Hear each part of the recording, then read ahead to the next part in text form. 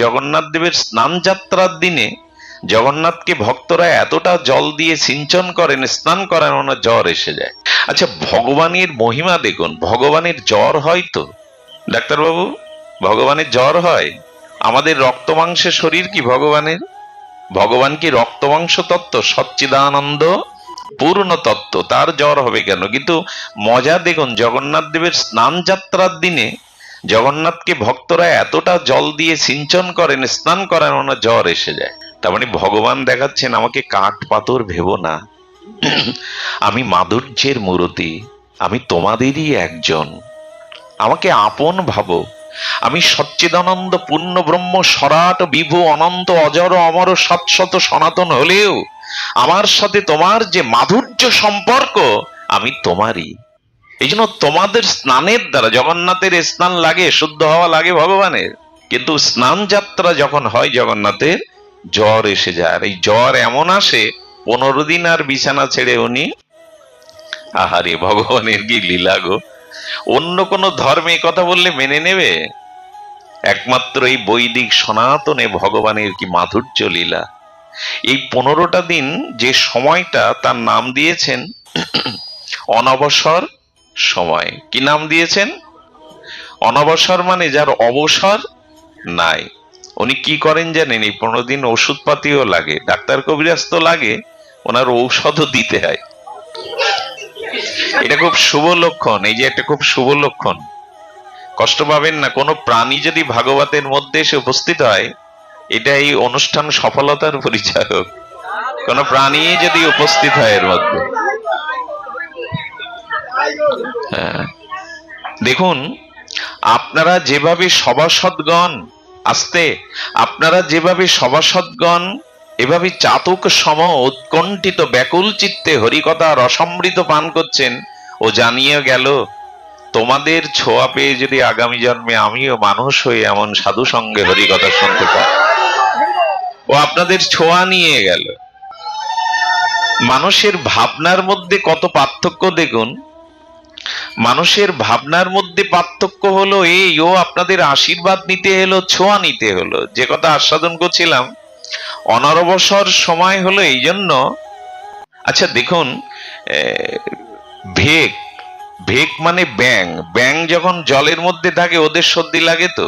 তো ভগবান অনন্ত নাগের শয্যায়, ভগবানও তো সমুদ্রে শুয়ে আছেন, ভগবান বিষ্ণু, উনার আবার জ্বর জারি হবে কেন? বলেন, আমি সে ভগবান রূপে তোমাদের মধ্যে আসিনি, আমি মাধুর্য মূর্তিতে এসেছি। এই জন্য এই সময়টা লক্ষ্মী দেবীর সেবা নেন উনি, এবং সেবা নিয়ে কি চিন্তা করেন জানেন? ওই অনবসর সময়ে বৃন্দাবনের চিন্তা করেন। এটা খুব মাধুর্য কথা, কারণ উনি তো ব্রজে ছিলেন, ব্রজে গোপীদের কথা, রাধারানীর কথা উনি বসে বসে বড় ভাবেন, আর ভাবেন আর মনে করেন কবে ব্রজে যাব, কবে প্রেমময়ী করুণাময়ী লাধিনী রাধারানীকে দর্শন করব, গোপীদের দর্শন করব।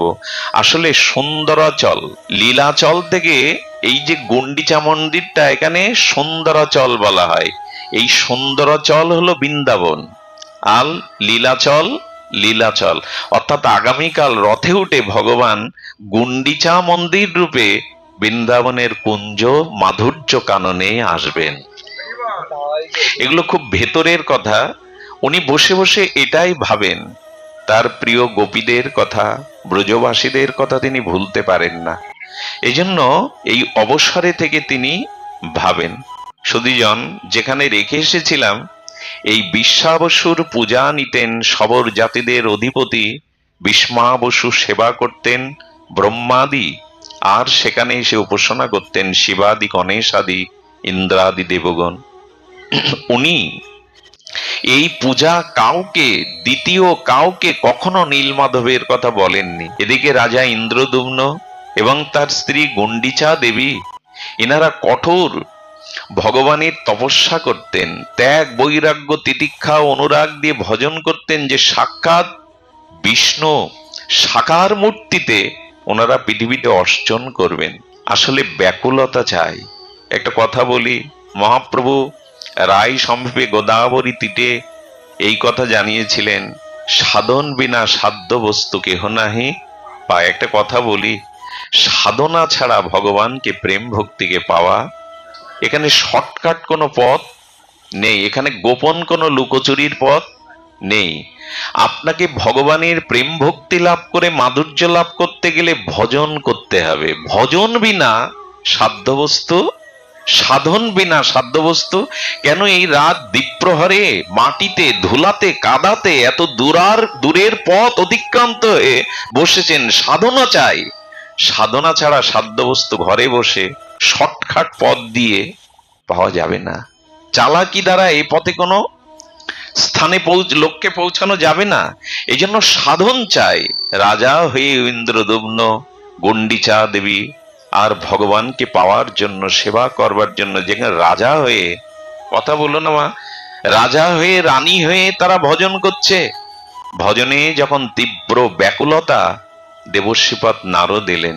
কিছু সংকেত আছে এই কথার মধ্যে, একটু ধ্যান দিয়ে অন্তর্মনা হয়ে শুনুন।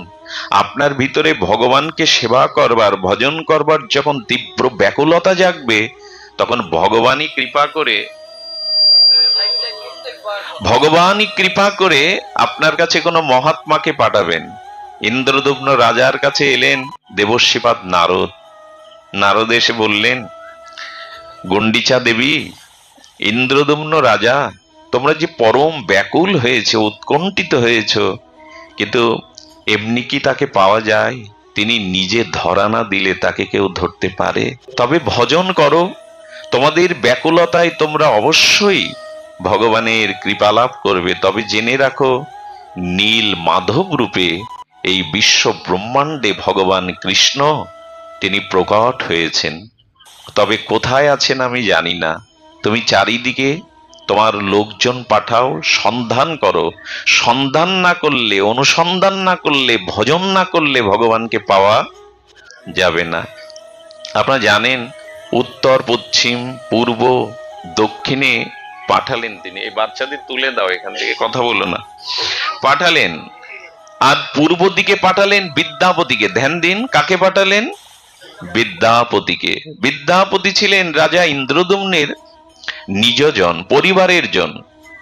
সেই একটু ধ্যান দিয়ে শুনতে হবে। আমরা পূর্ব ইতিহাসটা, মূল ইতিহাসটা, জগন্নাথ দেবের একটু তার যে বিখ্যাত পুরাণ ইতিহাস, এটা আমরা প্রসিদ্ধ যে ইতিহাস, এটা একটু জানা দরকার। বঙ্কিমচন্দ্র বলেছিলেন, যে জাতির ইতিহাস জানা নেই সে জাতি কখনো মাথা উঁচু করে দাঁড়াতে পারে না। হিন্দুদের সব থেকে বড় দুর্বলতা, আমরা ইতিহাসকে এড়িয়ে যেতে চাই। এই জন্য বঙ্কিমচন্দ্র বলেছিলেন, ইতিহাস যে জাতির নেই, অতীত ইতিহাস, সে মাথা উঁচু করে কি করে দাঁড়াবে? এই জন্য ইতিহাস, প্রসিদ্ধ ইতিহাস একটু জানতে হবে। শুষ্ক হলেও, রুক্ষ হলেও জানতে হবে। ইন্দ্রদম্ন রাজা এবং গণ্ডিচা দেবী বিদ্যাপতিকে অনুনয় করলেন, যাও, তাকে না পেলে প্রাণে বাঁচব না। বিদ্যাপতি পূর্ব দিকে গেলেন। জঙ্গলে জঙ্গলে পাহাড়ে ঘুরতে ঘুরতে হঠাৎ একটু কণ্ঠস্বর শুনতে পেলেন। সেই একটি কিন্নরী কণ্ঠস্বরে সুর ভেসে আসছে। সেই সুর সঙ্গীত সুধায় আপন মনে যেন হারিয়ে গেলেন বিদ্যাপতি। গিয়ে দেখলেন এক অপূর্ব সুন্দরী যুবতী সুরসঙ্গীতের দ্বারা সেই বনময় পাহাড়ি পরিবেশে মূর্ছনা সৃষ্টি করেছেন। তাকে গিয়ে বলছে, কে তুমি সুন্দরী? বললেন, আপনার পরিচয়? বললেন, আমার পরিচয় আমি পরে দেব, আগে তুমি বলো। বললেন, আমি সবার অধিপতি বিষ্মাবসুর কন্যা। তখন বললেন, আমি বড় পিপাসার্ত, তুমি আমাকে একটু তৃষ্ণার বাড়ি দিতে পারো, পানীয় জল দিতে পারো? জল পেলেন, পিপাসা দূর করলেন, ক্লান্ত হয়ে বললেন, আমি কি একটু আশ্রয় নিতে পারি? আশ্রয় দিলেন। এবং ওই প্রথম দেখার মধ্যে দিয়েই তার মনে সংশয় জাগলো, আমি যেখানে এসেছি এখানে যদি কোনো সন্ধান পাই। উনি হঠাৎ করে বললেন, আপনার কে আছেন? পিতার পরিচয় দিলেন, পরিচয় করে দিলেন। এবং সেখানে তিনি কয়েক মাস রয়ে গেলেন শুধু অনুসন্ধানের জন্য। একদিন বললেন, তুমি তো তোমার মন আমাকে অর্পণ করেছো, আমিও তোমাকে প্রাণ থেকে ভালোবেসেছি। তুমি বলতে পারো তোমার বাবা সকালবেলা উঠে কোথায় যায় ফুল উপচার নিয়ে? সংশয়টা রয়ে গেছে ওনার। বিদ্যাপতিকে বললেন, একথা আপনাকে বলা যাবে না, একথা পৃথিবীর কাউকে বলবার নিষেধ আছে। বললেন আমাকে ভালোবাসো, প্রাণ আমাকে দিয়েছো, আমি তোমাকে মনে প্রাণে গ্রহণও করেছি। বলে আমাকে যদি বিবাহ করতে পারেন সে সূত্রে আমি হয়তো উত্তরাধিকার সূত্রে বলতে পারি। বললেন ভগবানকে পাওয়ার জন্য একটা জীবন কেন, অনন্ত জীবনও আমি বিসর্জন দিতে পারি। কোথায় ব্রাহ্মণ বিদ্যাপতি, তিনি রাজ পরিবারের যুবরাজ হয়েও বলছেন আমি আমার অনন্ত জীবন ত্যাগ করতে পারি, বিসর্জন দিতে পারি ভগবানের জন্য। বিবাহ করলেন, করে উনি বললেন তুমি যেহেতু আজ থেকে আমারই পতি দেবতা, তাই পতির কাছে গোপন কিছু রাখতে নেই। আমার বাবা প্রতিদিন সকালে এই পুষ্প উপচার নিয়ে নীল মাধবের আরাধনায় যায়। এতদিন পরে উনি ওনার সন্ধানের বস্তু জানলেন। ওনার কম্পিত হতে লাগলো সমস্ত অঙ্গ, আনন্দে হৃদয় বিকশিত হতে লাগলো প্রভাতের কুসুমের মতো, সূর্য কিরণের মতো মুখে দেখা দিল আনন্দ আভা। তবে এতদিন পেয়েছি, কিন্তু বললেন আমি তোমাকে এইটুকু বলেছি, এরপরে কিছু জানতে চেও না। কোথায় আছে কেমন এটা জানতে পিতা আমাকেও কখনো নিয়ে যাননি। আপন মনে তিনি ভগবানের সেবা করেন, কাউকে জানান না। এমনি করে করে সেই যুবতী রূপমাধুর্যে কিছুদিন ভুলেও গিয়েছিলেন। যখন ভুলে গেলেন না, কারণ মোহ থাকে তো, সুন্দরীর মোহে বা যৌবনাবতী সুন্দরী রমণীর মোহে ওনার উদ্দেশ্য উনি কয়েক মাস ভুলে গেলেন। জগন্নাথ কি করলেন জানেন? নীল মাধব বালকের রূপ ধরে এসে একদিন জঙ্গলে একা পেয়ে বলছেন বিদ্যাপতি তুমি যেন কোনো উদ্দেশ্যে এসেছিলে, সেটা কি স্মরণ আছে তোমার? ভগবানই স্মরণ করিয়ে দেয়, আমাদেরও মাঝে মাঝে জীবনে সংকেত দেয়। তুমি মনুষ্য জন্ম নিয়ে এসেছো ভগবানকে পাওয়ার জন্য, সংসারে মেতে থাকার জন্য নয়, কৃষ্ণ ভজিবার জন্য সংসারে তোমার আশা। এই সংসারটা দ্বিতীয়, স্ত্রী পুত্র বন্ধু সজ্জন অর্থবিত্ত সম্মান এটা দ্বিতীয়, প্রথমেই তোমার ভগবান প্রাপ্তিই উদ্দেশ্য। ভুলে যায় আমরা। মনে করিয়ে দেন ভগবান কোন সাধুগুরুর দ্বারা। তো যখন মনে করিয়ে দিলেন তখন চমকিত হলেন। উনি বললেন দেখো আমি থাকবো না তোমার এখানে, স্ত্রী রূপে তোমাকে গ্রহণ করেছি কিন্তু থাকবো না যদি তুমি তোমার পিতাকে বলে নীল মাধবকে আমায় না দেখাও। পিতাকে বললেন উনি আপনার জামাতা, উত্তরকালে উনি অধিকার পাবেন নীল মাধবের। আপনার তো কোনো পুত্র নেই পিতা, আপনি যদি তাকে নীল মাধব দর্শন না করান আমি আপনার মেয়ে আত্মবিসর্জন দেব, আত্মহত্যা করব। একমাত্র কন্যার কথায় উনি বিষণ্ণ হয়ে পাহাড়ের পাদদেশে বসে কাঁদছেন। কি করব নীল মাধব, আমি যে তোমাকে ছাড়া বাঁচব না। কেউ যদি তোমাকে দেখে সে তোমাকে নিয়ে যাবেই, থাকবে না এখানে। আমি কাউকে ভাগ দেব না তোমায়। তুমি কৃপা করে এই নিচ কুলে জন্মানোর পরেও তুমি সৌভাগ্যে আমার কাছে এসেছো, আমি কাউকে জানাবো না। নীল মাধব বালক রূপে প্রকট হয়ে বললেন এত কাঁদছো কেন ভীষ্মা বসু, তোমার মাথায় কি বুদ্ধি নেই? তুমি জামাইকে মেয়েকে বাঁচাতে পারো, বলো ওকে দেখাবে, কিন্তু উপায় একটা, চোখে কাপড় বেঁধে নিয়ে যাবে, পথ চেনাবে না, ওইখানে গিয়ে নীল মাধবকে দেখিয়ে আবার চোখে কাপড় বেঁধে ফিরিয়ে আনবে, যাতে বুঝতে না পারে নীল মাধব কোথায়। বলি তুমি এতটুকু বালক, তোমার মাথায় এই বুদ্ধি কি করে এলো? বুদ্ধি যে কেন এলো, উনিই তো নীল মাধব। বললেন তুমি আমাকে বাঁচালে, একমাত্র মেয়ে, ছোটবেলায় মানুষ করেছি মাতৃহীনা, মেয়েটা যদি আত্মহত্যা করে খুব ভালো বলেছে। বললো দেখো আমি রাজি আছি, তোমাদের চোখে কালো কাপড় বেঁধে নিয়ে যাওয়া হবে। জামাই রেগে গেল বিদ্যাপতি, আমি কি চোর যে আমাকে ভগবান দর্শনের জন্য কাপড় পটি বেঁধে নিয়ে যাবে? ওনার স্ত্রী বললেন রেগো না, ললিতা ছিল নাম। বললেন রেগো না তুমি, আমি একটা উপায় করছি, তুমি কিছু সর্ষের দানা তোমার কাপড়ে বেঁধে নাও, চোখ বেঁধে যখন যাবে তুমি পেছনে ওই শস্যের দানা ফেলতে ফেলতে যাবে। এটা বর্ষাকাল, ওই শস্য যখন অঙ্কুরোদ্গম হবে তখনই তোমাকে পথ দেখিয়ে নীল মাধব কোথায় জানিয়ে দেবে। তো উনি বললেন হ্যাঁ যুক্তিটা ঠিকই আছে। ওই সরিষার দানা নিলেন, আর নীল মাধব চোখে পটি বেঁধে আর চলছেন সেই শবরের কন্যা, ভীষ্মা বসুর কন্যা এবং জামাতা বিদ্যাপতি। ওই যে শস্য ছড়াতে ছড়াতে যখন গেলেন, চোখের বাঁধন খুলে দিলেন, দেখলেন নীলাভ জ্যোতির্ময় অনিন্দ সুন্দর মনোহর চতুর্ভুজ ভগবান বিষ্ণু মূর্তি সামনে দাঁড়িয়ে। সে সে দৃশ্য, সে সৌন্দর্য দেখে বিমোহিত হয়ে মূর্ছিত হয়ে পড়ে গেলেন বিদ্যাপতি। মনে মনে ইচ্ছা জাগলো, এতদিন পরে তোমাকে পেয়েছি, এতদিন পর সেই অনুসন্ধানে তোমার কাছে এসেছি। সঙ্গে সঙ্গে আবার চকি পটি বেঁধে নিয়ে আসা হলো। অপেক্ষা থাকলো অঙ্কুর উদ্গমের।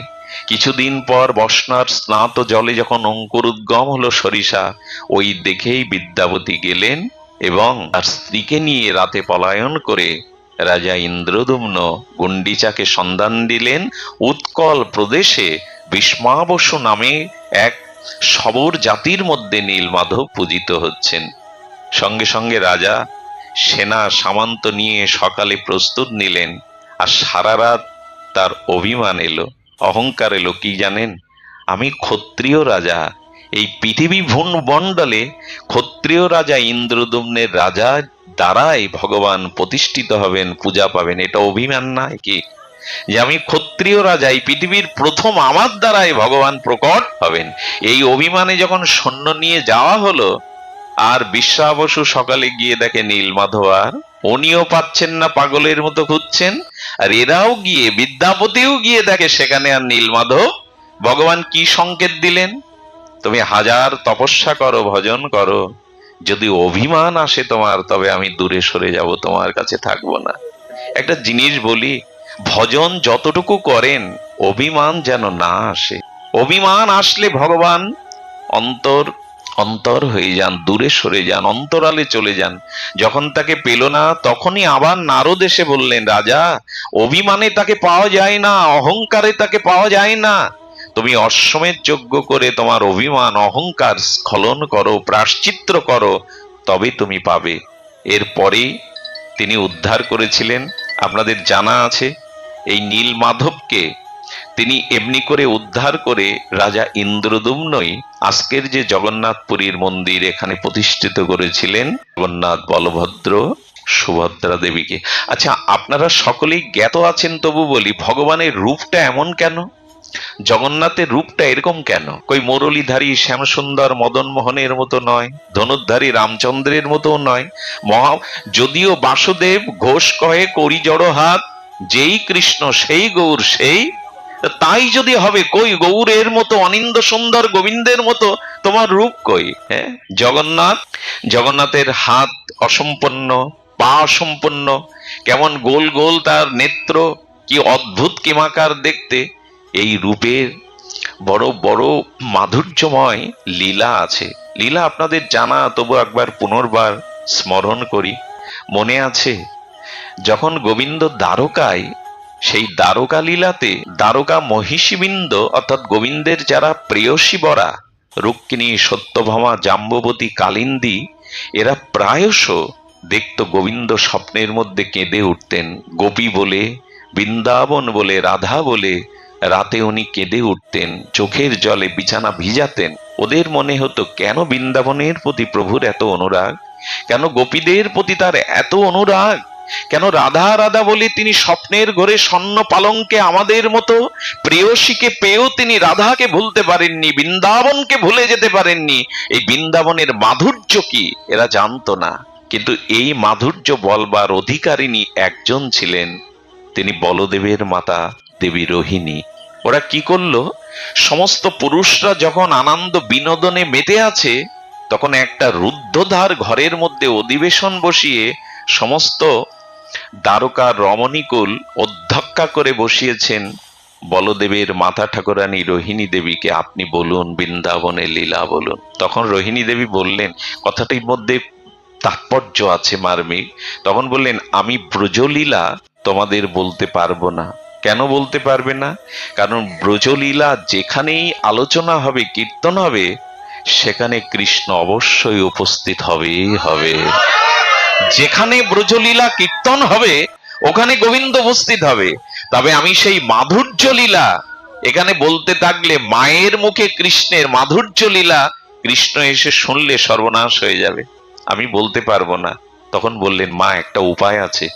আমাদের সুভদ্রাকে আমরা দাড়ি করে রাখি, আর ঘরে দোয়ার দিয়ে তুমি সেই ব্রজ মহিমা গোবিন্দের অনন্ত মাধুর্য ব্রজলীলা একটু আস্বাদন করান আমাদের। আমরা দুয়ারে সুভদ্রাকে রেখেছি, যখন কৃষ্ণ বলদেব আসবে ও আমাদের সংকেত দিয়ে দেবে। জগন্নাথের রূপটা এমন হলো কেন?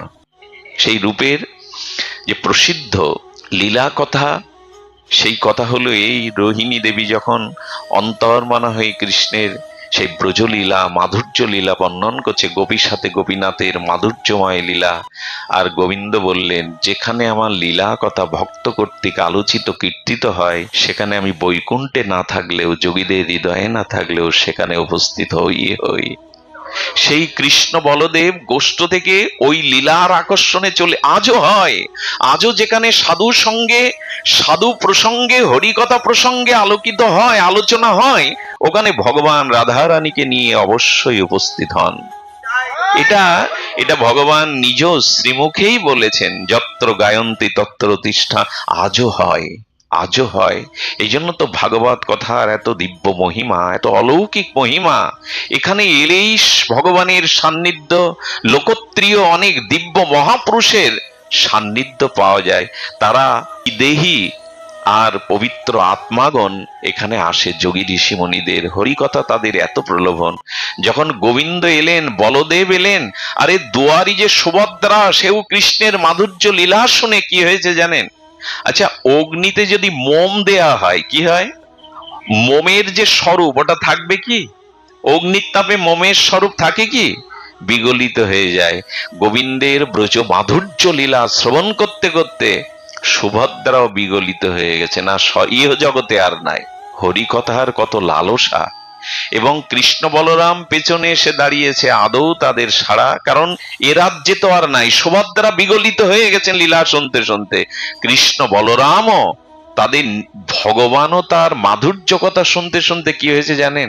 বিগলিত প্রেমে তার হস্তপদ দেহের ভেতরে প্রবেশ করেছে। এই যে আজকের যে জগন্নাথ মূর্তিটা দেখছেন, হাত হস্ত পদগুলো ভেতরে বিস্ময়কর, চোখ দুটো বড় বড় হয়ে গেছে। মাধুর্য, অনন্ত মাধুর্য লীলাতে ভগবান বিগলিত হয়ে হস্তপদ ভেতরে প্রবেশ করে এই অনন্ত মাধুর্য মূর্তি প্রকাট হয়ে গেল। ওই মূর্তিতে যখন ভগবান বিগলিত হয়ে গেলেন, খর্বাকৃতি হয়ে গেলেন, হস্তপদ ভেতরে প্রবেশ করলো মাধুর্যে, সঙ্গে সঙ্গে ওখানে দেবশিবাদ নারদ এসে নারায়ণ নারায়ণ শব্দ উচ্চারণ করলেন। যেই দেবশিবাদের শব্দ পেলেন, সচকিত হয়ে সুভদ্রা রোহিণী দেবী ভেতর থেকে বললেন, কে শব্দ করলো? সঙ্গে সঙ্গে হতচকিত হয়ে দেবশিবাদ নারদ দেখেছিলেন ভগবানের এই বিগলিত মাধুর্য মূরতি। উনি গোবিন্দ চরণে প্রণত হয়ে বললেন, প্রভু, যে রূপ আমি দেখলাম আজ, এই অনন্ত মাধুর্য মূর্তি আমি ইতিপূর্বে কখনো দর্শন করিনি। প্রভু, আরেকটি বার তোমার সেই অনন্ত মাধুর্য মূর্তি আমাকে দর্শন করাও। নারদকে অভয় মুদ্রা দিয়ে গোবিন্দ বলেছিলেন, দাপারে এই মূর্তি আর তুমি দেখতে পাবে না, তবে শুনে রাখো, আসছে কলিযুগে আমি কলিযুগের জীবের প্রতি অত্যন্ত করুণা বা দয়া প্রবাস হয়ে শ্রীক্ষেত্রে, পুরুষোত্তম ক্ষেত্রে আমি এই রূপে পূজিত হব, এবং সাক্ষাৎ ভগবানের স্বরূপ রূপে যারা আমাকে দর্শন করবে তারা আমার প্রেম ভক্তি লাভ করে ধন্য হবে। আমি এই কলিযুগে বিশেষ করে আমি এই জগন্নাথ রূপে প্রকটিত হব। দেবশিবাদ নারদ দাপারে আমার এই মূর্তি আর দেখতে পাবে না। সেই মাধুর্য বিগলিত মূরতি হলো আজকের জগন্নাথ, বলভদ্র, সুভদ্রা। এবং জানুন, কলিতে সব তীর্থের মহিমা ক্ষুণ্ণ হয়ে যাবে। গঙ্গা যমুনার মহিমাও ক্ষুণ্ণ হবে, কারণ দূষিত হবে। গঙ্গা যমুনাও লুপ্ত হতে থাকবে যত কলি প্রভাব ফেলবে। কিন্তু ভগবান বলেছিলেন, পৃথিবীতে কলিযুগে একটা ধাম বিকৃত হবে না, সেই ধামের মহিমা কখনো লুপ্ত হবে না। সেটা হলো লীলাচল ক্ষেত্র, পুরী জগন্নাথ ক্ষেত্র। এই লীলাচল কখনো ক্ষুণ্ণ হবে না। এবং জগন্নাথের প্রসাদ, জগন্নাথের মহিমা, জগন্নাথের ব্যাপ্তি, কলি যত ঘোর কলি আসতে থাকুক, মহিমা মাধুর্যের কম হবে না। এই জন্য শ্রীক্ষেত্র, পুরুষোত্তম ক্ষেত্র মহাপ্রলয়েও ধ্বংস হবে না। এই বিগ্রহ যারা কালকে রথে, আমি আপনাদের বলবো, সকলেই তো রথযাত্রায় অংশগ্রহণ করতে পারবেন না। এই দিনটা আমাদের করণীয় কি জানেন? বাড়ি বসে অন্তত ওই রথলীলাকে স্মরণ করা, চিন্তন করা, ওর সাথে যুক্ত হওয়া। আমি তো পুরী যেতে পারিনি, লীলাচলে যেতে পারিনি, ওই দৃশ্যগুলো মনে মনে হরিনাম জপের সাথে সাথে দেহের সাথে যুক্ত হয়ে যান কাল পুরীতে। এটা খুব মার্মিক কথা হলো, কালকে রথযাত্রার শুভ লগনে আপনি মনে মনে যুক্ত হয়ে যান লীলাচলে, মনে মনে রথের রশি টানুন। টানলে কি হবে জানেন? রথনাং বামনাং দিষ্ট পুনর্জন্ম ন বিদ্যাতে। যদি মনে মনেও এই দেহের সাথে যুক্ত হয়ে লীলাচলে রথের পরে জগন্নাথকে একবার দেখতে পারেন, রশি ধরতে পারেন, আপনার আর পুনর্জন্ম হবে না, জন্ম মৃত্যু জরা ব্যাধিতে হবে না। রথে তো বামনাং দিষ্ট পুনর্জন্ম ন বিদ্যতে, আর পুনর্জন্ম হবে না। এই রথের রশিটা কি জানেন? রামচন্দ্রের যে তীর ধনুক, শ্রীকৃষ্ণের হাতে যে মুরলী, কলিযুগে সেটাই হয়েছে রথের রশি। গোবিন্দের মুরলী বাঁশি। আর এই জন্য রথের ওই দড়িটা দড়ি বলে না, আমাদের আমাদের প্রণাম করেছেন ওই রশ্মিকে, ওই রশ্মি সেই বাঁশি। বাঁশি বাজলে যেমন সব প্রাণীকে আকর্ষণ করতেন গোবিন্দ, তেমন রথে উপবিষ্ট জগন্নাথকে দর্শন করে যদি কেউ মনেও সংযোগ হয়ে রথের রশি ধরতে পারে, তার আর পুনর্জন্ম নেই, জন্ম মৃত্যু জরা ব্যাধিতে তাকে আক্রান্ত দেবে না। এ কোনো প্রশংসাপত্র নয়, এটা অতি সিক্ত করে কিছু আপনাদের বলা নাই, এটাই জগন্নাথের মহিমা, এটাই জগন্নাথের মহিমা। আজ আমি আপনাদের জন্য একটা লীলা আস্বাদনের ব্রতী হয়ে যাব। সেটি হলো আজকের যে রথযাত্রা, যেটা ৩০ লক্ষ লোকের সমাগমে একটা আন্তর্জাতিক পরিমণ্ডলে রথযাত্রা আজকে বিশ্ব বিস্তৃত হয়েছে। এই রথযাত্রা এমন ছিল না, এটা মহাপ্রভুর অবদান। আমরা বাঙালিরা অন্তত ৩টে জায়গায় মহাপ্রভুর কাছে বড় ঋণী। এক নবদ্বীপ ধাম, এক শ্রী বৃন্দাবন ধাম, আর এক লীলাচল ধাম। যদি মহাপ্রভু এই ৩ জায়গায় না যেতেন, নবদ্বীপে আবির্ভূত না হতেন, শ্রী বৃন্দাবনের মহিমা ভক্তিশাস্ত্র রূপ সনাতনের দ্বারা প্রকাশ না করতেন, আজকের বৃন্দাবনের সন্ধান আমরা কেহ পেতাম না। আমরা কাশী পর্যন্ত যেতে পারতাম, আমরা গয়া কাশী পর্যন্ত চিনতাম। বৃন্দাবন বন অরণ্য হয়ে লুপ্ত হয়ে গেছিল রূপ সনাতনের দ্বারা। মহাপ্রভু নিজে গিয়ে রাধাকুণ্ড শ্যামকুণ্ড প্রকাশ করেছিলেন। কে জানতো রাধাকুণ্ডকে, কে জানতো শ্যামকুণ্ডকে, যদি মহাপ্রভু নিজে ব্রজে না যেতেন? এই জন্য মহাপ্রভুর কাছে আমরা চিরঋণী। আজকে যে রথযাত্রার আন্তর্জাতিক মহা উৎসবে রূপান্তরিত হয়েছে, এটা চৈতন্য দেবের অবদান, এটা মহাপ্রভুর অবদান। তো সেই মহাপ্রভুর একটি লীলা অতি রাত করে পৌঁছেছি অপরাধীর ন্যায়, আপনাদের হৃদয়ে বড় অপরাধী হয়ে পৌঁছেছি। এই জন্য সংক্ষিপ্ত ভাবে একটু আমরা গৌর লীলা, জগন্নাথের একটু দুই একটি লীলা স্পর্শ করেই আমরা আপনাদের অত্যাচার থেকে, কষ্ট থেকে নিষ্কৃতি দেব। মহাপ্রভুর লীলা না বললে লীলাচল ক্ষেত্রে জগন্নাথ তত্ত্ব কিছুটা অপূর্ণ থেকে যায়। জগন্নাথের এই মহিমা আপনাদের কি বলবো। মহাপ্রভু কখনো জগন্নাথকে দেখেননি। সকালে উনি সিংহ দুয়ারে এসে দাঁড়াতেন গরুর স্তম্ভের মধ্যে, জানেন উনি কি দেখতেন জানেন? উনি নিজে রাধা ভাবে উনি জগন্নাথকেই তার মাথুর বিরহে শ্যামসুন্দর রূপে দেখতেন। রাধারানী গোবিন্দকে হারিয়েছে, গোবিন্দ ব্রজ থেকে মথুরায় গমন করেছেন, গিয়েছেন দ্বারকায়। এই রাধারানীর যে মাথুর বিরহ, যা বর্ণনা করবার ভাষা নাই। যেদিন থেকে গোবিন্দ আর বৃন্দাবন থেকে মথুরায় গমন করলেন, সেই দিন থেকে কি ঘটলো জানেন? সেই দিন থেকে বৃন্দাবনের মধুর বাতাস যেন থেমে গেল। সেদিন সূর্য উঠেছিল, সূর্যের কিরণ পেয়েও সরোবরে পদ্মগুলো পাপড়ি মেলেনি শোকে। একথা কি ভাষা দিয়ে বলা যায়? পদ্মগুলো সূর্যের কিরণ পেয়েও সেদিন পাপড়ি মেলেনি। ভ্রমরগুলো ফুলের বক্ষে এসে তারা রাগ রাগিনী ভুলে গিয়েছিল, গাইতে ভুলে গিয়েছিল। বৃন্দাবনের সুখসারী আর গেয়ে ওঠেনি, সুখসারীর তন্দ আর তাদের গাওয়া হয়নি। আর সেদিন থেকে গাভীগুলো মুখে আর তৃণ নেয়নি। মথুরার দিকে তাকিয়ে হাম্বা হাম্বা রবে, ওদের চোখ দিয়ে শুধু অশ্রু ঝরেছিল। বৃক্ষগুলি যে সেই নিচু হয়েছিল, আর মাথা উঁচু করেনি, এ বলবার বর্ণনার ভাষা নেই। আর গোপীরা ঘরে ফিরেও যায়নি। জঙ্গলের মধ্যে ব্রজের ধুলাই পড়ে তারা চোখের জলে শ্যামসুন্দরকে বারবার স্মরণ করছিল। তুমি আশা দিয়ে গেছো পশু আসবে, আগামীকাল আসবে, ওই পথের দিকে তাকিয়েই তারা চোখের জলে বিরহে ভুগছিল। এই যে রাধা বিরহ, এই যে গোপী বিরহ, এই বিরহ ভাবে ভাবাবিত হয়ে মহাপ্রভু রাধা ভাবে দেখতেন শ্যামসুন্দরকে। দেখতে দেখতে কি হতো জানেন? আমরাও তো দেখি জগন্নাথকে, গরুর স্তম্ভে মহাপ্রভু হাতটা রেখে জগন্নাথ দেখতেন। আপনারা যদি কেউ যান পুরীতে দেখবেন মহাপ্রভুর সেই পাথরের গায়ে নিজের হস্তটা রেখে জগন্নাথ দেখতে দেখতে এত প্রেমে বিগলিত হয়ে যেতেন যে ওনার হাতের পরশে পাথর গলে গিয়ে হাতের ছাপটা ওখানে এখনো লেগে আছে। পাথর গলে গেল। মহাপ্রভু যেখানে দাঁড়াতেন সে জায়গায় চরণ চিহ্ন দিয়ে চোখের জলে ওখানে একটা নালা তৈরি হয়ে গেছিল, একটা চোখের জলের খাল তৈরি হয়। একে কাউকে বোঝাবার কথা, কারো বিশ্বাসে আসার কথা, কারো চোখের জলে নালা তৈরি হয়, খাল তৈরি হয়। মহাপ্রভু জগন্নাথকে দর্শন করতে করতে বিরহ কাতরা মাধুর বিরহে চোখের জলে খাল তৈরি হয়ে যেত, ওইখানে গর্ত হয়ে গেছিল একটা জলাশয়ের মতো। এটি ভাষা দিয়ে বোঝানো যাবে না, এটা এটা শব্দ দিয়ে, অনুভূতির রাজ্যের কথা কখনো শব্দ দিয়ে বলা ব্যক্ত করা যায় না। এমনি করে কাঁদতেন গোবিন্দ দাস। মহাপ্রভুর পেছনে এসে সেবক, অঙ্গ সেবক গোবিন্দ বলতেন, প্রভু বেলা দ্বিপ্রহর হলো, তুমি মুখে কিছু দাওনি, এসো প্রভু এসো। উনি হাত ইশারা করে বললেন, গোবিন্দ আর একবার দেখতে দাও, আরেকটু দেখতে দাও জগন্নাথকে। জগন্নাথকে দেখে যে আমার নয়ন মনে তৃষ্ণা, শ্যামসুন্দরকে দেখে আমার নয়ন মনে তৃষ্ণা মেটে না।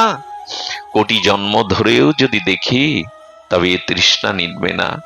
এই জন্য রাধারানী গোপীরা গোবিন্দকে দর্শন করে কি বলেছিল জানেন? কোটি আঁখি দিল না বিধি, দিল মাত্র দুই, তার মধ্যে নিমেষ দিল কি দেখিব মুই। তোমার এই অরিন্দম সুন্দর রূপ দেখতে দুটো চোখ দিল কেন বিধাতা? বিধাতা তুমি রসিক নও, তুমি রসসৃজন জানো না। এমন রূপ দেখতে কেউ দুটো আঁখি দেয়, যদি কোটি আঁখি দিতে তবে এই রূপ দর্শন করে হয়তো পিপাসা মিটত। আচ্ছা, আমরাও তো মন্দিরে যাই, আমরাও তো শ্রীধাম বৃন্দাবনে যাই, নবদ্বীপে মহাপ্রভুকে দেখি, ধামেশ্বরকে দেখি, জগন্নাথকে দেখি, কই আমাদেরও তো এরম ভাবনা আসে না? কেন কোটি আঁখি দিলে না? কেন দুটো আঁখি দিলে? আর যদি আঁখি দুটো দিলে তবে তার মধ্যে পলক কেন দিলে? পলক পড়লেই তো মনে হয় তোমাকে একযোগ হারিয়ে ফেললাম। একথা কেউ বলেছে কোনোদিন যে চোখের পলকটা ওদের সহ্য? বলে তার মধ্যে নিমেষ দিল কি দেখিব মুই।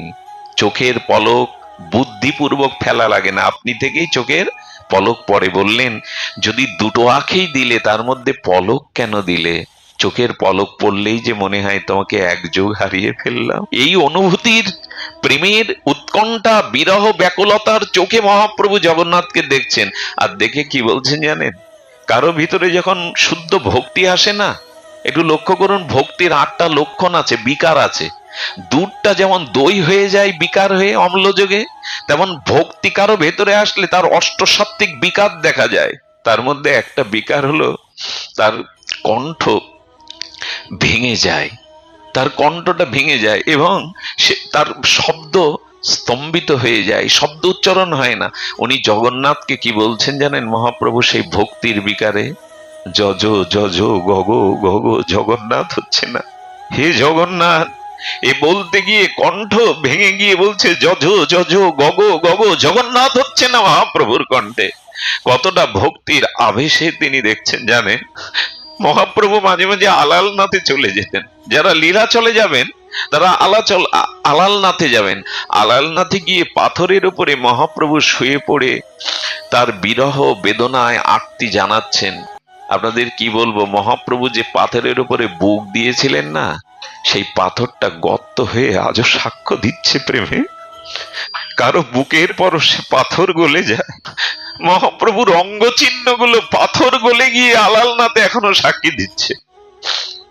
একবার অন্তত যাবেন, এই স্থানটা দর্শন করে ওখানে একটু হস্ত বুলিয়ে বলবেন, প্রভু তোমার অঙ্গে পাথর গলে গেল, কিন্তু তোমার নাম রূপ লীলাতে আমার হৃদয় গলল না, আমার হৃদয় দ্রবীভূত হলো না। পাথর গলে গেল তোমার পরশে, আমার হৃদয় গলল না।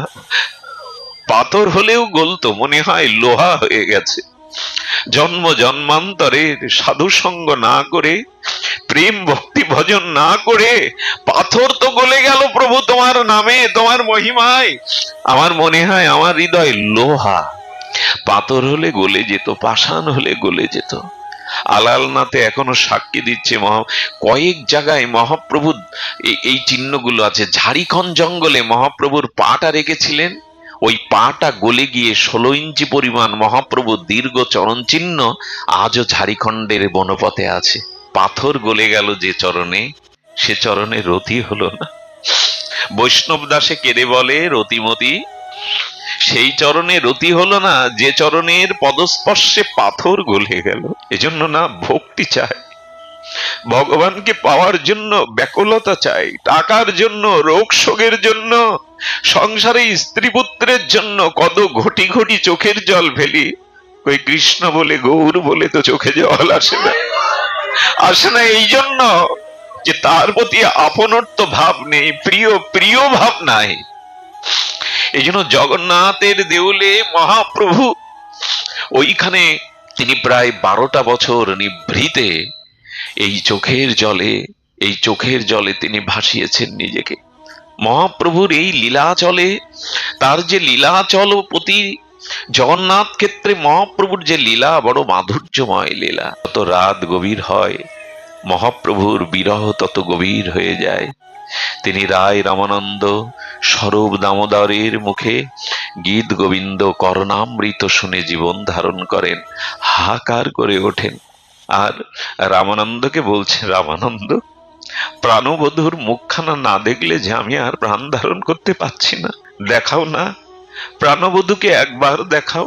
এ কথা আবেগতাড়িত কথা নয়, এ কথা কোনো সাহিত্য কথা নয়। মহাপ্রভু যত রাত গভীর হতো, তার বিরহ, তার শোক তত গভীর হয়ে উঠত। কি বলতো জানেন? আমি বড় দরিদ্র, আমার কৃষ্ণ প্রেম নাই, আমার দেহ ইন্দ্র সব বৃথা হলো, আমার কিছু নাই স্বরূপ, নাহি মোর কৃষ্ণ প্রেমধন, দরিদ্র মোর জীবন, দেহান্দ্রিয় বৃথা হইল সব। আমরা বলতে পারবো তো, আমার দেহ বৃথা হয়ে গেল, আমার ইন্দ্রগুলো ভজনে লাগলো না, আমার চোখ তার রূপ দেখলো না, আমার কর্ণ তার লীলা শ্রবণ করলো না, আমার অঙ্গ তাকে একদিনও স্পর্শ করলো না, আমার হস্ত তাকে সেবা করলো না, আমার পদ তার সেবায় সাধু সঙ্গে গেল না, আমার দেহেন্দ্র বৃথা হলো। আমি যে দরিদ্র, আমার যে প্রেম নেই। আমি বলবো কি, বহু ধনে ধনী হলেও যদি কৃষ্ণ প্রেম ধন না থাকে, তবে তিনি দরিদ্র। তিনি দরিদ্র, কারণ এই জগতের কোন সম্পদ মৃত্যুর পরে তার সাথে দেওয়া যাবে না গো, কোনো কিছুই তার সাথে দেওয়া যাবে না। সেদিন এই প্রেম ভক্তিটাই তার সাথে যাবে। এই জন্য এটাই সম্পদ। মানুষ যত সম্পদ অর্জন করুক, প্রেম ভক্তি ভজনটাই তো তার সাথে যায়, এটাই প্রকৃত সম্পদ। এটা অর্জনের দৃষ্টি দিতে হবে আমাদের। সংসার নিয়ে মাতামাতি করবার জন্য আসিনি আমরা, আমরা এসেছিলাম এই দুর্লভ মনুষ্য জন্ম পেয়ে ভজনের জন্য। নিরিদেহে আদ্যং সুলভং সুদুর্লভং সুপলব সুগুরু কল্প ধারণম। আমরা এসেছিলাম, শ্রীগুরু পেয়েছিলাম, শ্রী নাম পেয়েছিলাম, লীলাচল ধাম পেয়েছিলাম, বৃন্দাবন পেয়েছিলাম, সাধু সঙ্গ পেয়েছিলাম, হরি নাম পেয়েছিলাম, ভাগবত পেয়েছিলাম। এর পরেও যদি নিজের প্রেম ভক্তির চেষ্টা না করি, ভব সংসার তারণের চেষ্টা না করি, আমাদের মতো হতভাগ্য আর কে হবে বলুন তো? এত কিছু পেয়েও যদি চেষ্টা না করি, যদি নিজের কল্যাণের চেষ্টা না করি, তবে তো আমরা হতভাগ্য। তাই মহাপ্রভু কাঁদছেন। রামানন্দ দেখলেন প্রভুর যে বিরহ, যে উৎকণ্ঠা, আজকে যদি তাকে শ্যামসুন্দরের মূর্তিটা একটু না দেখায়, তাকে আর প্রাণে বাঁচানো যাবে না। মাঝে মাঝে রাধারানীর প্রাণ রক্ষার জন্য বিশাখা গোবিন্দের একটা বিগ্রহ এঁকেছিলেন। কে এঁকেছিলেন? বিশাখা। ওইটা রাধারানীকে মাঝে মাঝে দেখাতেন, দেখালে প্রাণ ফিরে পেতেন। কারণ আমরা ছবি দেখি, আর ওরা ছবি দেখে না, ওরা সাক্ষাৎ বিগ্রহকেই, ভগবানকেই দেখে। প্রতিমা নও তুমি, সাক্ষাৎ ব্রজেন্দ্র নন্দন। এই জন্য ঠাকুর দেখতে গিয়ে ধাতু মনে করবেন না, কাঠ বুদ্ধি করবেন না, ধাতু বুদ্ধি করবেন না, সাক্ষাৎ সচ্চিদানন্দ বিগ্রহ মনে করবেন। এই হলো ভগবানকে দেখা। এই হলো ভগবানকে দর্শন করা, বিগ্রহ রূপে সাক্ষাৎ সচ্চিদানন্দকে দর্শন করা। তো রামানন্দ অনুভবী, রায় বড় অনুভবী। উনি চিন্তা করেছেন মহাপ্রভু এখন রাধা ভাবে কৃষ্ণকেই দেখছেন। ওনার সামনে যদি একটা দর্পণ রাখা যায়, তাহলে দর্পণের মধ্যে উনি নিজের মুখ দেখবেন না, উনি শ্যামসুন্দরের মুখই দেখবেন। বলো তো মা, কথাটা কোথায় চলে গেছে? রাধারানীকে একবার কেশবিন্যাস করে দিচ্ছেন গোবিন্দ, রাধারানীর কেশটাকে বিন্যাস করছেন, কেশটাকে সেবা করছেন, আর রাধারানী নিজের মুখের সামনে দর্পণ ধরে কি দেখছেন জানেন? ওখানে নিজের মুখচ্ছবি প্রতিফলিত হচ্ছে না, শ্যামসুন্দরের মুখচ্ছবি প্রতিফলিত হচ্ছে। আমার মুখের সামনে আমিও দর্পণ ধরলাম আর দেখছি কাকে? তার মানে রাধারানী রাধারানীতে নাই, সবকিছু শ্যামসুন্দরময় হয়ে গেছে। আহা, লোহাটা পরস্পরের ছোঁয়ালে যেমন আর লোহার অংশ থাকে না, স্বর্ণময় হয়ে যায়। গোবিন্দ কথা ভাবতে ভাবতে তন্ময় হতে হতে উনি নিজের মধ্যেই গোবিন্দকে দেখছেন। এগুলি মহাভাবের স্তর। তো সামনে যেই দর্পণ রেখেছেন, সঙ্গে সঙ্গে মহাপ্রভু বললেন, সন্ন্যাসীর সামনে দর্পণ আনলে? হ্যাঁ, তোমরা আমাকে এই সন্ন্যাস ধর্ম থেকে বিচ্যুতের জন্য মনে করেছিলেন, ওর মধ্যে হয়তো শ্যামকে দেখবেন, কিন্তু কিন্তু বললেন সরিয়ে দাও, তাকে এনে দাও, তাকে এনে দাও। উনি ওর মধ্যে নিজের মনোভাবের প্রতিচ্ছবি দেখছেন বটে, কিন্তু মহাপ্রভু কখনো দর্পণে মুখ দেখেননি। কতটা বৈরাগ্য হলে এটা হয়, দর্পণ ব্যবহার কোনো জানেন? আমরা যার উপাসনা করতে বসেছি, আমরা যার কথা শুনতে বসেছি, তার সম্বল কি ছিল জানো বাবা?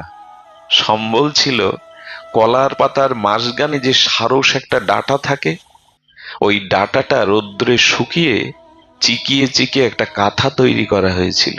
সচিমা কষ্ট পাবে এই ভেবে মহাপ্রভু ওই কাঁথার উপরে দেহটা রাখতেন, বালিশ 12 বছর মাথায় দেননি।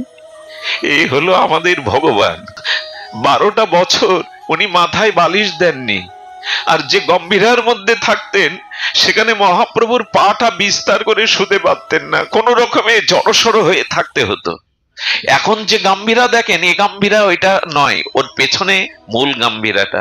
ওখানে একজন মানুষ সরল হয়ে শুতে পারবে না, অতটুকু জায়গায় 12 বছর ছিলেন মহাপ্রভু। আর সম্পদ কি ছিল জানো? ওই কলিঙ্গিতে একটা মাটির প্রদীপ জ্বালিয়ে দিত গোবিন্দ দাস, ওই ছিল তার সম্পদ। আর ছিল ওই কলার পাতার মাঝখানের শক্ত অংশটা চিকিয়ে চিকিয়ে কাঁথা সেলাই করা, সেই কাঁথার অংশটা এখনো কিছুটা আছে, ওটা কাচের মধ্যে রাখা, নালে মানুষ ওটা নিয়ে যেত। তাই পুরীর মহারাজ ওইটা রেখে দিয়েছেন যাতে মহাপ্রভুর একটা স্মৃতি থাকে। আর কি ছিল জানেন? একটা মাটির কুমণ্ডল। আমাদের উপাস্য গৌরের সম্পদ ছিল এই কুলঙ্গিতে মাটির প্রদীপ, একটা কলার ডাটার কাঁথা বালিশবিহীন, আর কি জানেন?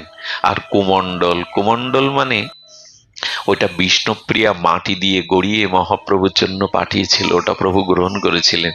রান্নাঘর ছিল না মহাপ্রভু, কি হতো জানেন? জগন্নাথের প্রসাদ আর কাশী মিশ্র ভক্তদের গৃহ থেকে যে প্রসাদ আসতো, তাই সামান্য একটু পেতেন। এই হলো আমাদের ভগবান, এই হলো তার ত্যাগ বৈরাগ্য। কেন জানেন? নিজ বৈরাগ্য বিদ্যা নিজে আচরণ করে শিখিয়ে গেছেন। বৈরাগ্য না হলে, ত্যাগ না হলে ভগবানকে পাওয়া যায় না। ভোগ বিলাসের মধ্যে পড়ে থাকলে ভগবানকে পাওয়া যায় না। এই জন্য আপনি আচারিত ধর্মের দ্বারা জীবকে শিখিয়েছেন ত্যাগ বৈরাগ্যের পরাকাষ্ঠা মহাপ্রভু। তার এই লীলাচলে যে ত্যাগ বৈরাগ্য, এটি বড় বিস্ময়কর। মহাপ্রভুর এমন জীবন, 12টা বছর তিনি এমনি করে রাধা বিরহে লীলাচলে কাটিয়েছেন। আর এই মহাপ্রভু তিনি এই রথযাত্রার পূর্বে যে লীলাটি করেছিলেন, সেই লীলাটি আমাদের বড় শিক্ষণীয়। আমি সেই লীলাটি সামান্য একটু আস্বাদনে ব্রতী হব। এটি হলো গুন্ডিচা মার্জন লীলা। এই সম্পর্কে আপনাদের অনেকের হয়তো একটু জানা। গুন্ডিচা মার্জন লীলা আমাদের বড় শিক্ষণীয়। রথযাত্রার পূর্বে এই গুন্ডিচা মার্জন লীলাটি মহাপ্রভু নিজে শ্রী হস্তে আর ভক্ত পরিকর নিয়ে করেছিলেন। এখানে যেভাবে বর্ণনা করছেন দ্বাদশ পরিচ্ছেদে আমাদের চৈতন্য চরিতামৃতে, সেখানে বলছে শ্রী গুন্ডিচা মন্দির আত্মবিন্দই স্বমার্জন স্খালনত স্বগৌর। স্বগৌর মানে নিজে তার প্রিয় পরিকর নিয়ে স্বমার্জনী দিয়ে কি করলেন জানেন? আপনারা জানেন পুরীর যিনি অধিপতি ছিলেন তার নাম হলো প্রতাপ রুদ্র। পুরীর রাজার কি নাম ছিল? প্রতাপ রুদ্র। মহাপ্রভুর এমন বৈরাগ্য ছিল, উনি রাজ দর্শন করতেন না। এই লীলাটি একটু মন দিয়ে আস্বাদন করুন। রাজ দর্শন করতেন না মহাপ্রভু। রাজ দর্শন করতেন না এই জন্য, যিনি ত্যাগ এবং বৈরাগ্য সন্ন্যাস নিয়েছেন তার নারী দর্শন এবং রাজ দর্শন বৈরাগ্যের স্খলন হবে বলে মহাপ্রভু দর্শন করতেন না। কিন্তু রাজার প্রাণ ব্যাকুল। রাজা সার্বভৌম পণ্ডিত সহ মহাপ্রভুর পরিকরদের কত অনুনয় করেছেন, একবার দেখিয়ে দাও। তোমরা যদি একবার গৌরকে না দেখাও, আমি রাজা হয়েও বলছি এ জন্মে যদি মহাপ্রভুকে দর্শন না করতে পারি, আমি আত্মহত্যা করব, তার দায় থাকবে তোমার ভগবান তোমরাই। এই সিদ্ধান্ত সার্বভৌম নিত্যানন্দকে জানালো। নিত্যানন্দ মহাপ্রভুকে জানালে বললেন, তোমরা যদি আমাকে জোরাজুরি করো, আমি আর এখানে থাকবো না, আমি আলালনাথে চলে যাব। রাজ দর্শন আমি করব না, কিছু মনে করবেন না। এটা কিন্তু আমাদের বিষয় নাই। মহাপ্রভু যারা, দেখুন, যতদিন কামনা বাসনা মনে আছে ততদিন সংসারে থাকুন। এখানে শাস্ত্রের বিধি মতে কামনা বাসনা পূরণ করুন, কিন্তু একবার যদি ত্যাগ বৈরাগ্য নিয়ে ব্রহ্মচারী সন্ন্যাসী হন, ওখানে যদি মনের মধ্যে কামনা থাকে তবে কিন্তু চলে পুড়ে শেষ হয়ে যেতে হবে। সংসারে থাকুন, কামনা বাসনা আছে বিধিমাফিক সংসারে থাকুন, ভোগ বিলাস যতটুকু শাস্ত্র অনুমোদন করেছে করুন, কিন্তু ব্রহ্মচারী হয়ে সন্ন্যাসী হয়েও যদি আপনার ভিতরে বৈরাগ্য না থাকে, আপনি শেষ হয়ে ওখান থেকে ফিরে আসার কোনো পথ পাবেন না। খুব সতর্ক হবেন। কথায় কথায় ত্যাগ বৈরাগ্য ব্রহ্মচর্য সন্ন্যাস নিতে যাবেন না। এই জন্য কলিতে সন্ন্যাস নিষিদ্ধ করেছেন মহাপ্রভু। কলিতে সন্ন্যাস মানে কি? তাহলে এই যে মহারাজরা ওরা নিয়েছেন কেন? কলিতে সন্ন্যাস কথাটা হলো, যার ভিতরে কলি অর্থাৎ ভোগ বাসনা এখনো আছে, তিনি যেন সন্ন্যাস না নেন, বৈরাগ্য বেশ না নেন। কারণ সংসারী বেশে আমি ঠকাতে পারি, আমার স্খলন আসতে পারে, কিন্তু ত্যাগ বৈরাগ্য মূর্তি নিয়ে যদি মানুষ ঠকান না, সে প্রায়শ্চিত্তের সুযোগ পাবেন না, ফিরে আসতে পারবেন না। এই জন্য যতদিন মনে ভোগ বাসনা আছে, শাস্ত্রের বিধিমাবুক সংসারে স্ত্রী পুত্র নিয়ে বিষয় ভোগ করুন, কিন্তু ত্যাগ বৈরাগ্যের পরে আবার যদি ভোগের দিকে মন চলে যায়, ওখান থেকে ফিরে আসা সম্ভব নয়। এই জন্য মহাপ্রভু সতর্ক করেছেন, আমি যদি আজ কঠোরতা না আনি, তিনি ছোট হরিদাসকে পর্যন্ত ত্যাগ করলেন। আরে মহাপ্রভু চাউল ভিক্ষা করতেন। কে করতেন? ছোট হরিদাস। কি করতেন? বললেন, যারা 3 বেলা ব্রহ্ম গায়ত্রী করে ব্রাহ্মণ পরিবার থেকে মহাপ্রভুর জন্য 2 মুঠো চাল ভিক্ষা করতেন, ওইটা ফুটাতেন আর মহাপ্রভু ভোগ লাগিয়ে পেতেন।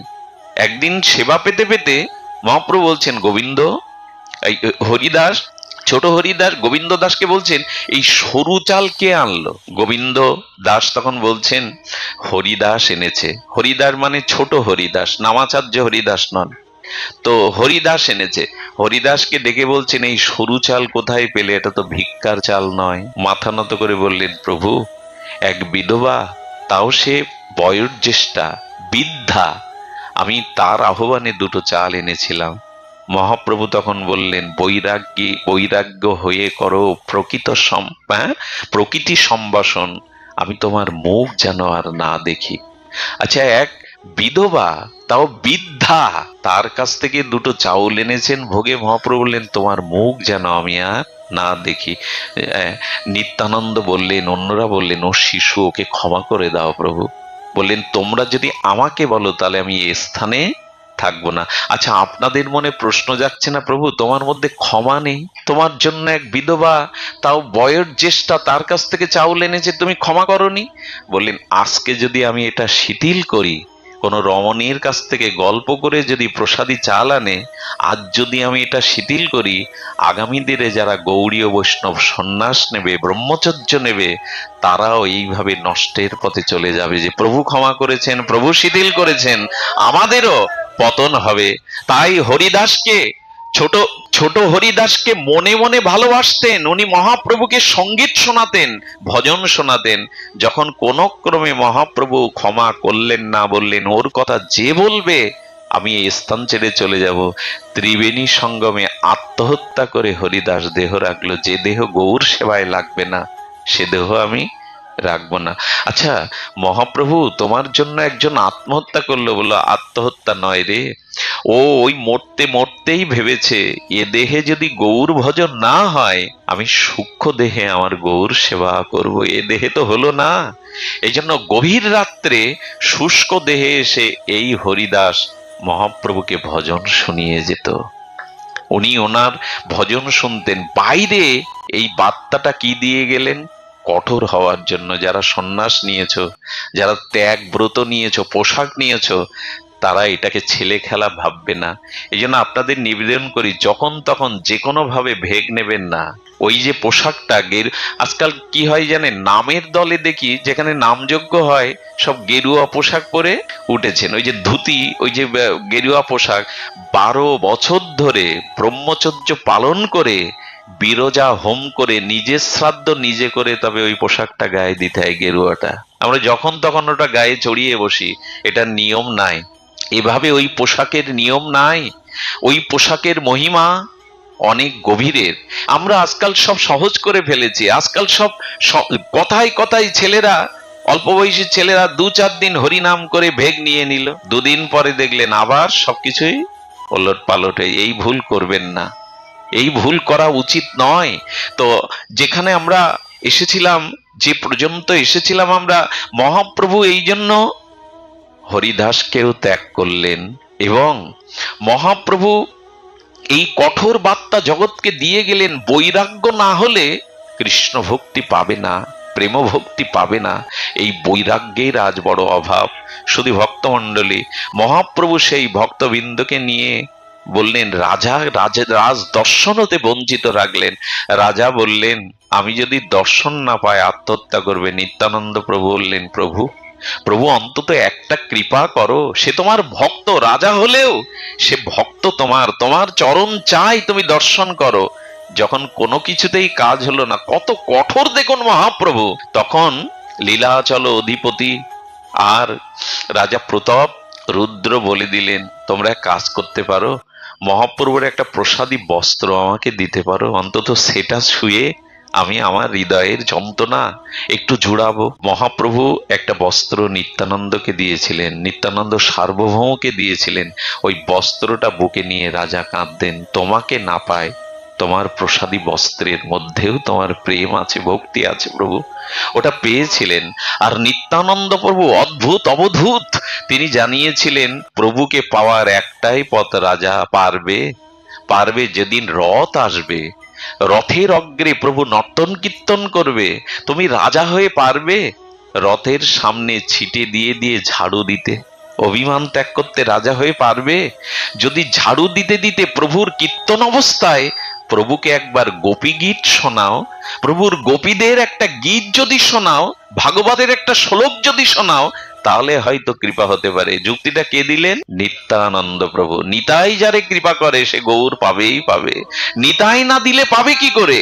নিতাই চাঁদ বলে দিলেন, আজও আগামীকাল লীলাচলে রথযাত্রায় দেখবেন এখনো ওখানের যারা রাজ উপাধিতে আছেন তারা নিজে ঝাড়ু দেন। কতটা অভিমান শূন্য হলে তবে ভগবানকে পাওয়া যায়?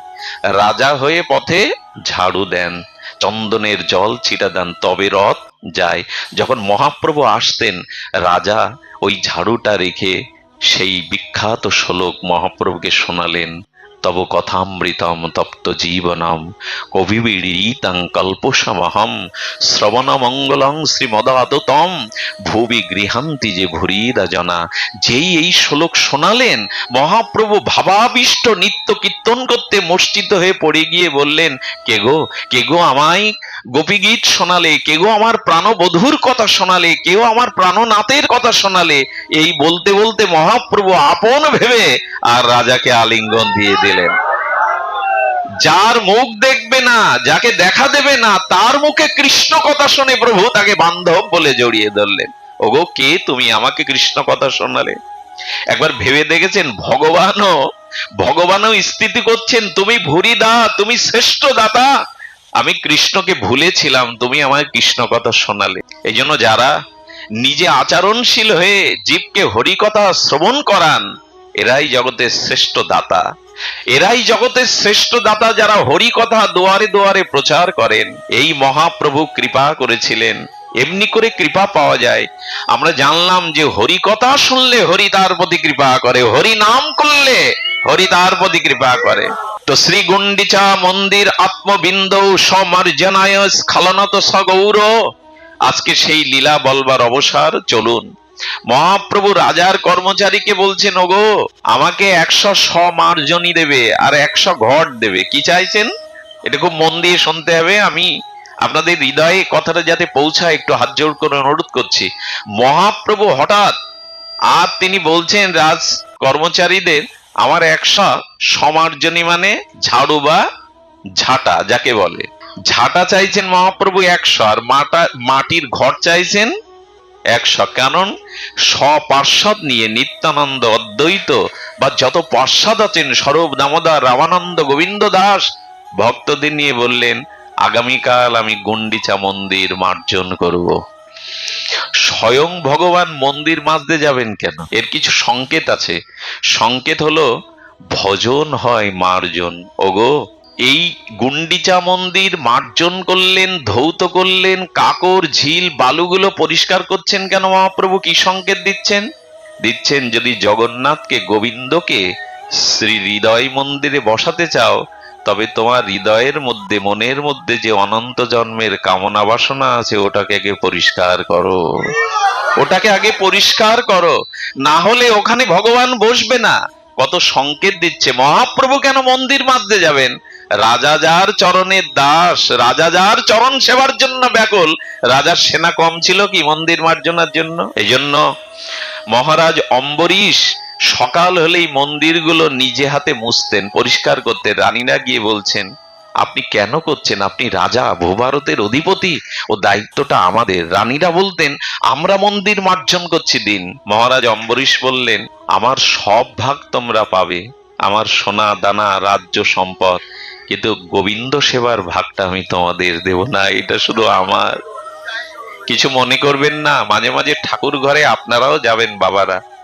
আমাদের এই বঙ্গদেশের কিছু কিছু এলাকা আছে, সেখানের পুরুষরা এরকম ভাবে যে ঠাকুর ঘরে মায়েদের ঢোকার জায়গা, মানে পুরুষদের ঢোকার জায়গা।